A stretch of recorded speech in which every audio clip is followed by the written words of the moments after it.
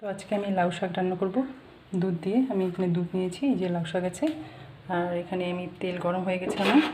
তো এখানে আমি এটা সম্বার দেব, শুকনো লঙ্কা আর কালো জিরা সম্বার দেব।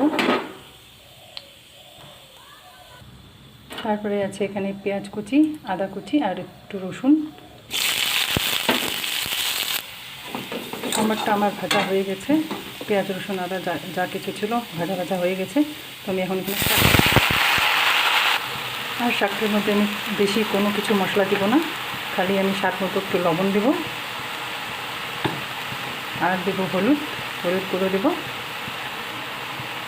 ব্যাস। আর কোনো কিছু মশলা আমি এটাতে দেব না, ব্যাস। এইটাকে আমি এখন সিদ্ধ হওয়ার জন্য একটু ঢাকা দিয়ে রাখবো কিছুক্ষণ।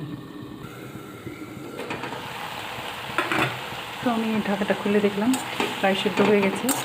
আর হ্যাঁ, আপনারা একটু লবণটা কম দিবেন, কেননা কি আমি যেহেতু দুধ দিয়ে রান্না করবো, তো এটার মধ্যে একটু চিনি দিতে হবে, তো লবণটা একটু কম দিতে হবে। তো এই যে দেখেন এখানে জলটাও শুকিয়ে গেছে প্রায়, আর সিদ্ধ হয়ে গেছে। তো এখন আমি এখানে দুধ দিব,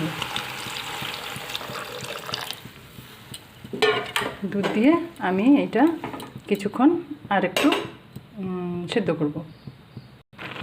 তো আমি এটা আজকে রসুন পেঁয়াজ আদা দিয়ে রান্না করেছি।